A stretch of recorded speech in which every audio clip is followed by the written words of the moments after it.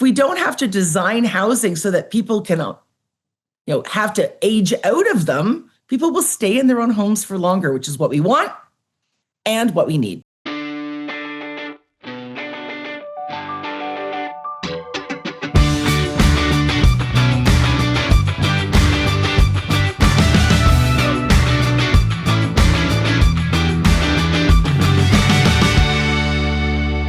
Welcome back to Closer Look across the Village Media Network and wherever you get your favorite podcast. I'm Scott Sexsmith. Michael Friscolanti, our editor-in-chief, is here. You a burger guy?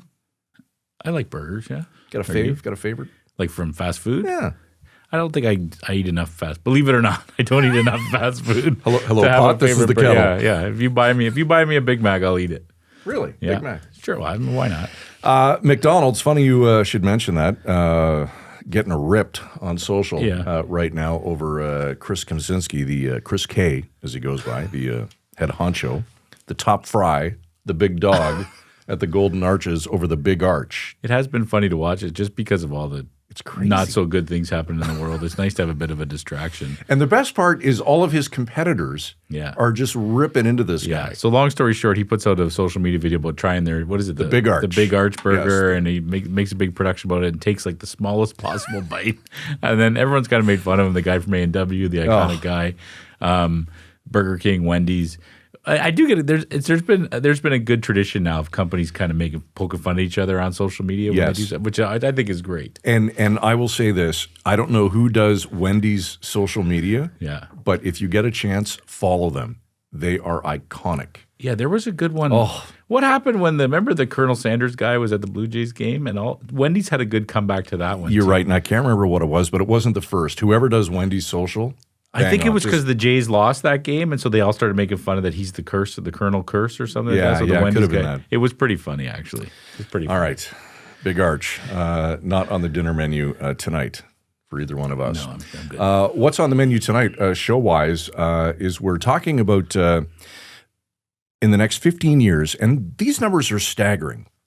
Population of the province of Ontario, 14 million, 15 million? It's around there, yeah. In the next 15 years, the number of Ontarians of the age of 80 or older will be 1.5 million. 1.5 million. And a lot of advocate groups or advocacy groups are saying, you know what, we're not ready for this. The province isn't ready. The province hasn't done enough or anything, and they need to get their act together. Yeah, and it's considered a mega trend, as the right word. Yeah. And the United Nations and the World Health Organization have talked about how this is something we're not paying enough attention to. The other stat that's crazy is the number of people in Ontario age 65 or older will grow from 2.6 million in 2020 to 4.2 million in 2040. So it's a lot of elderly people in Ontario. Yeah. And so other jurisdictions like California, New York, some other OECD countries have really made this a priority to kind of look at everything through the lens of aging. Yeah. And there's a growing push in Ontario for the Ontario government to do the same thing, to be focused, maybe even have a Ministry of Longevity is one thing I've heard. Yeah. Ministry of Aging, not just in healthcare, but in housing, in affordability, all these different issues that affect it's just about acknowledging the fact that we're going to have a much older population over the next couple decades, and we need to do more about it. So who are we going to talk to tonight? We are going to talk to Laura Tamblin-Watts. Laura is the CEO of CanAge.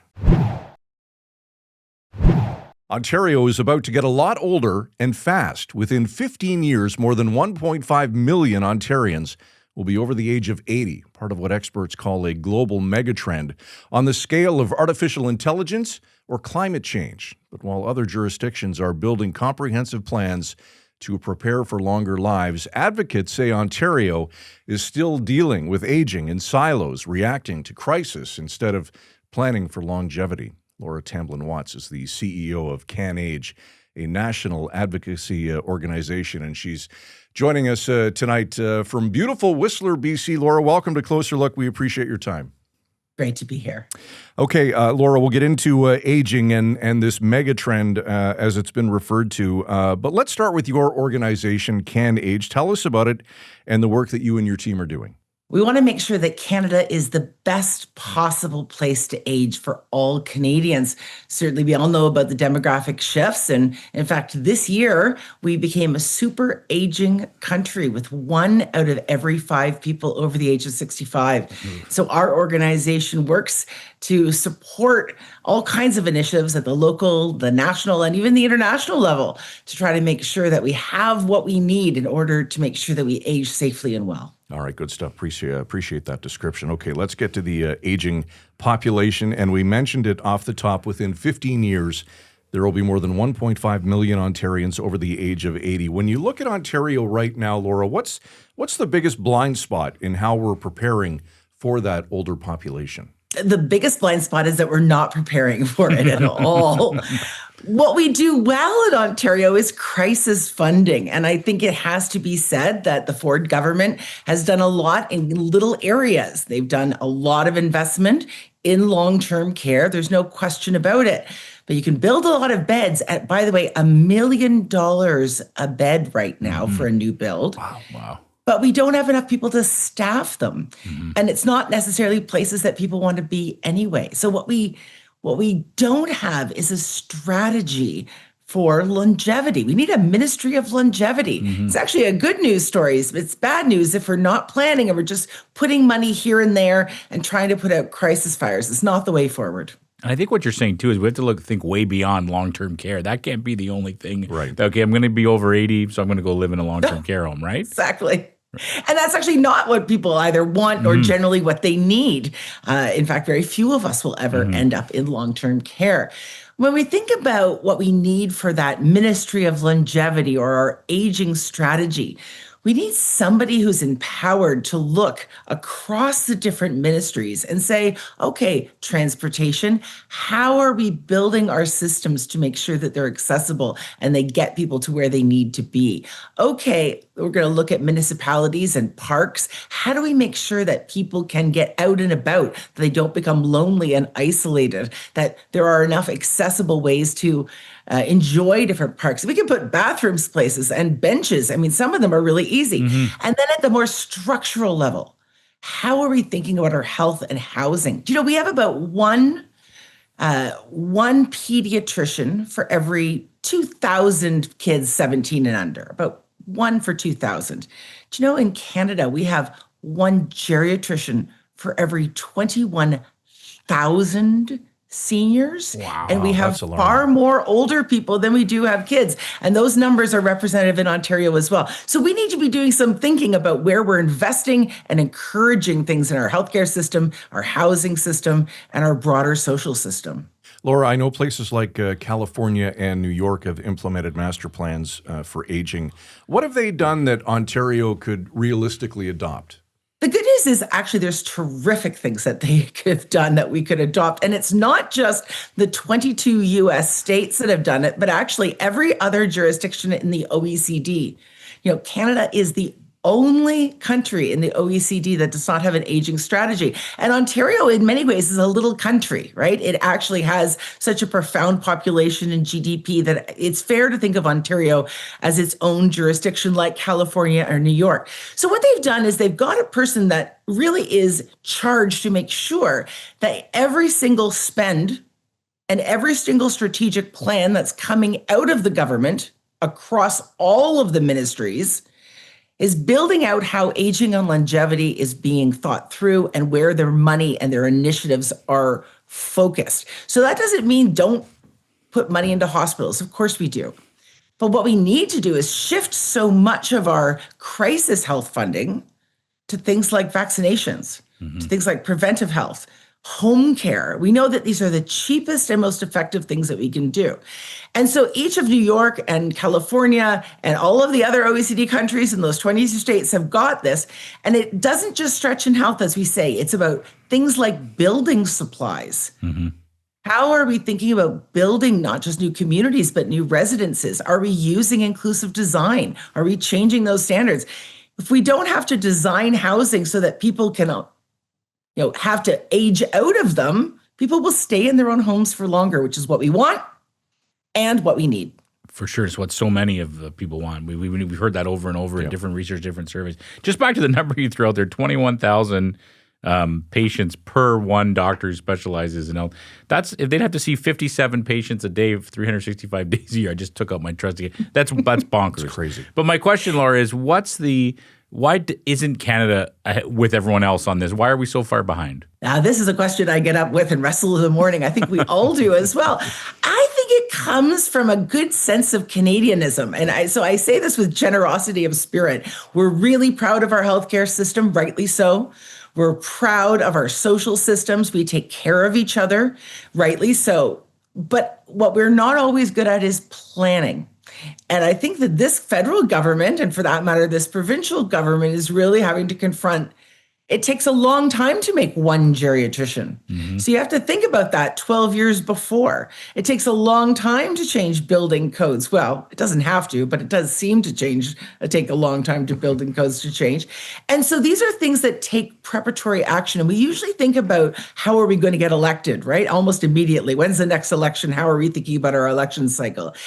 But when you think about where affordability and what people want intersect, it's around these types of investments. Mm-hmm. So we need to simply make sure that we're encouraging the labor force, frankly, to stay and work longer because we're going to be in a major labor crisis. So we have to make sure that people can afford to do that and that businesses have flexibility. We need people to stay in their houses longer. So we need to make houses much more accessible and bring home care into those houses. Why we haven't done it? I think we just figured we would do it in strong Canadian spirit. We just sort of figure it out. Mm-hmm. And it's not what's working. Mm-hmm. That's a great answer.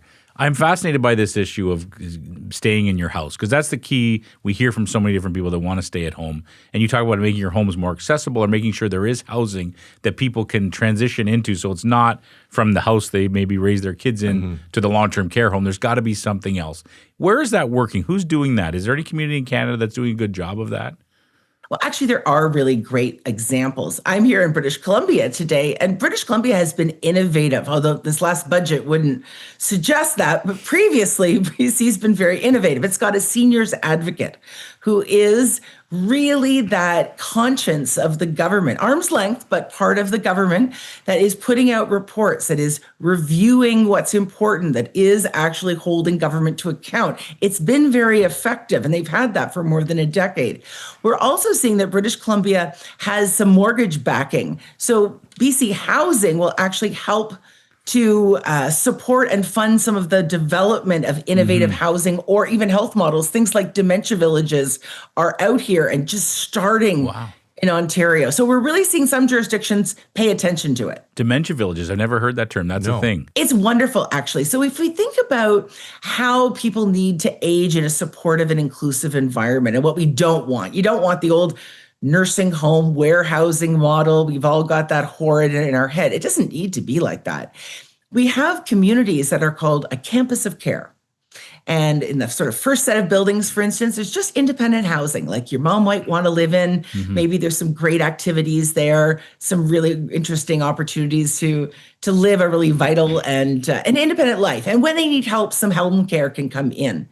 And then you move to perhaps the next building over, or just more care layers in, ideally, and you get that assisted living, that retirement home type of supports. If you need that 24/7 nursing care, again, it's on that same place. Maybe it's a slightly different building, but it looks the same. The people are dressed as regular people. They're not in these medical costumes that we always worry about. And part of that can be what's called a dementia village, where really everybody there has got significant cognitive impairment, and it looks like a small town. There's a grocery store, there's a barber shop, there are all the different things that you find on Main Street, and it's all people who have specialized training. And so people go to work, if you will, they go shopping, if you will, they eat, they make their food. And what we know is that this reduces those aggressive behaviors. It makes people who have significant cognitive impairment feel really part of a great community, and staff like to work there. And that is a big piece, because so often when we design systems badly,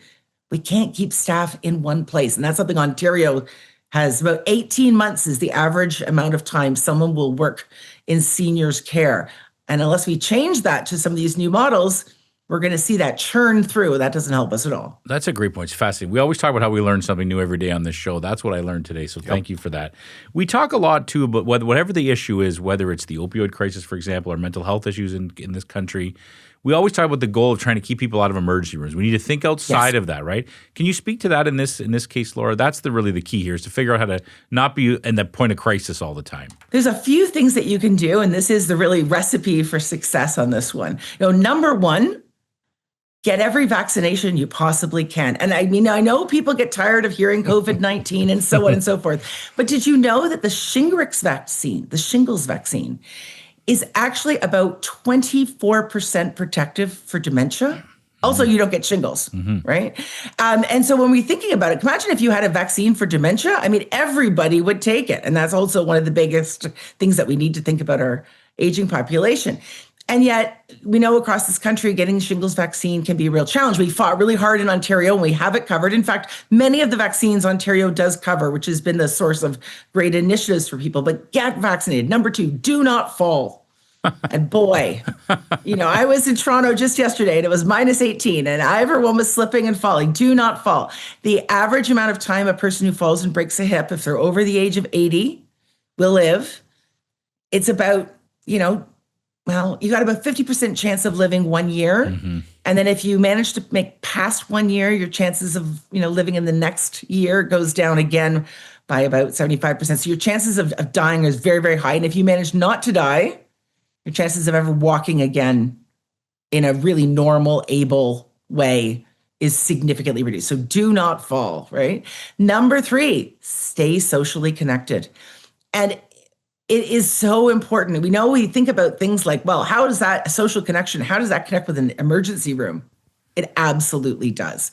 The less socially connected you are, the less opportunity you have. You use your brain to use your body to feel good. It's not just a mental health issue. If a person is lonely, it takes up to about 8 years off of their life and increases your chances of dementia by almost 40%.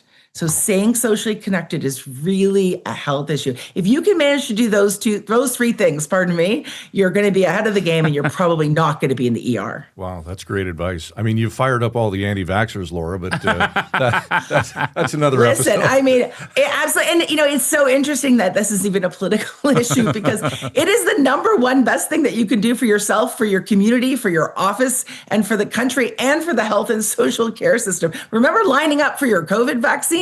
I drove to a different part of Ontario to get mine, but now people are feeling hesitant, and that's just got to go away. The number one best thing you can do for your own health is to get vaccinated against every possible thing. All right, good stuff. What are some other upstream solutions, Laura? We know that housing is a huge issue for people. There's no question about that. And the idea of the big family house, it's okay. Many people think, well, why don't you just move out of that and use that money to live somewhere else? You'll have more money, because outliving your money is a real thing. It is actually not just a fear, it's a reality. The challenge is there's almost nowhere to move to.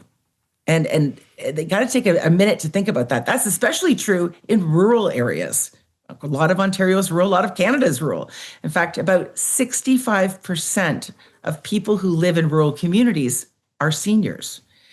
And so if you sell the big family house, which you've probably paid off, and it probably has lots of stairs, and it, maybe have transportation issues and so on and so forth, there's nowhere to move to, because the new building codes are not inclusive.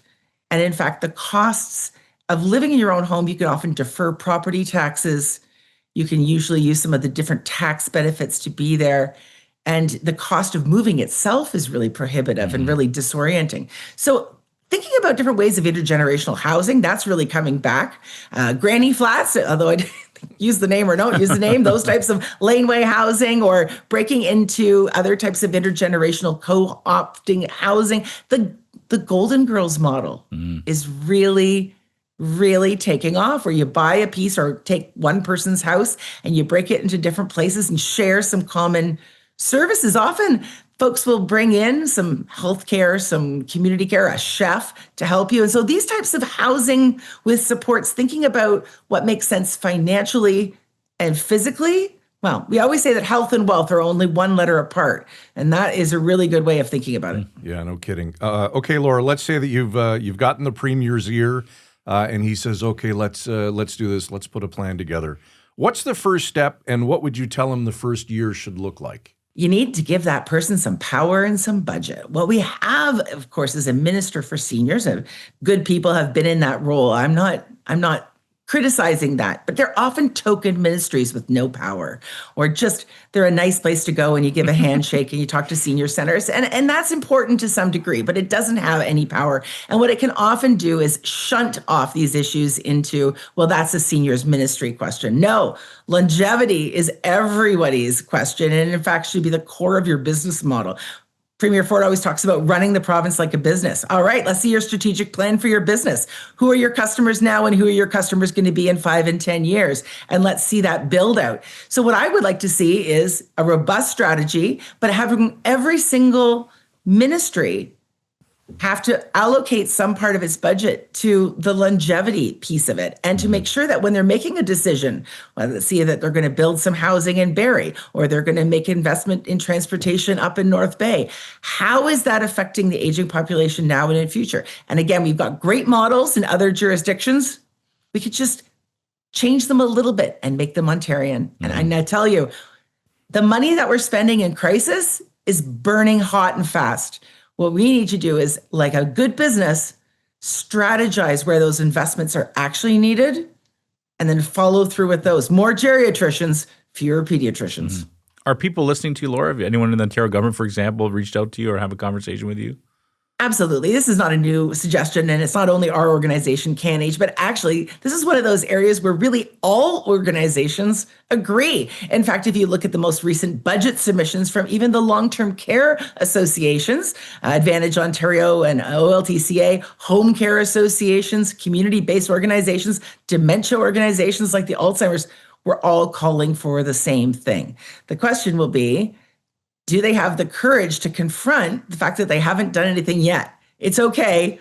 The time to start was always 5 years ago or yesterday, but now is just as good in many cases, because we are not getting any younger. That's the good news. But we're not getting any smarter would be the bad news. Yeah, that makes sense. Last question from me, Laura. You did touch on, you've given a lot of good advice in this conversation, but we have listeners for sure who are in their 70s right now, even in their 80s, listening to this show and thinking about a lot of the questions we're talking about. What's your biggest piece of advice for them? Take it seriously and plan ahead. I actually wrote a book called Let's Talk About Aging Parents. And one of the best parts about it is that it's not just people in their middle years that are buying the book. It's a handbook really about the 27 different things that you need to talk about and plan for, and walk you all the way through it as a guidebook. What I've loved is that people in their 70s, 80s, and even 90s are buying it and handing it out to their kids and their grandkids and saying, here, I've put some tape flags on certain things. Don't forget that your own personal planning is critically important, right? That we can't just assume the government is going to do everything. And in this case, just by numbers, the government's going to be able to do less and less. So don't assume that these things are all going to be paid for. They're not. Presume you're going to live much longer than you think you're going to live. That's the good news. And actually make sure that you're keeping your money for the times that you need it, which tends to be the last 2 years of your life. Get your powers of attorney done and get your will done. It matters a lot. And those things you can do for free. I prefer you get some legal advice. That's the lawyer in me. But regardless, it's critically important that you take care of your own decisions and not just let everything happen to you. Good stuff. Laura, before we let you go, anything that we didn't cover on this issue that you want to bring up? It's good news. This is actually a good news story, not a bad news story. We are living better, and we know how to do it in other jurisdictions. We've got a great roadmap, and frankly, everybody agrees what needs to happen. So the best thing to do is to lend your voice as we're moving into this budget by saying, how are we thinking about aging and longevity? All right, good stuff. There's Laura Tamplin-Watts, the Chief Executive Officer at CanAge. Laura, we appreciate your time tonight. Thank you. Thank you. Your point, and it was a good one, as usual. Thank you. I don't know what you're talking about. That we walk out of here learning something. Dementia Village. Yes, that's crazy. It's amazing. It's amazing, but it's funny because we had a guest on a couple weeks ago from another aging organization, right? Yes. Talking about similar issues, about transitioning to the next phase, right? Yeah. Not necessarily dementia village, but having a place to go, right? Something that's different than that bigger home you may have raised your kids in, somewhere to go. But I've never heard of dementia village, so that is a pretty fascinating thing. This idea that, and it's also set up in a way that there's a grocery store, and you feel like you're still living your normal life, and it's a theme that keeps coming back, and I mentioned it as well. Everything seems to be coming back to guests saying, the key is we want to avoid the crisis. We don't want these people at our emergency rooms, whether it be people struggling with mental health, people struggling with addictions, people struggling with dementia. Yeah, we don't want them in our emergency rooms because that just clogs the system. Yep. We want to have better options for these people. Yeah. And it's amazing how often that is the case, right? So the goal of trying to find the balance is to keep emergency rooms and hospitals for emergencies and hospital procedures. That's the key, right? And I think that's the challenge on so many fronts. It's interesting that it's the same thing here. Yeah. Minister of Longevity. Yes. I like that. It's a good handle. Don't give me that job. I wouldn't last very long. You would not be the Minister of Longevity. No. All right. Good stuff. Zach Trunzo on the cameras and switching tonight. Derek Turner doing his usual mastery and post-production for Michael Friscolanti, our editor-in-chief. I'm Scott Sexsmith. Closer look at villagemedia.ca. Reach out. We'd love to hear thoughts from you. We'll see you tomorrow night, 7 o'clock, right here on Closer Look. Frisco and Scott's Wardrobe provided in part by Moores, Sault Ste. Marie.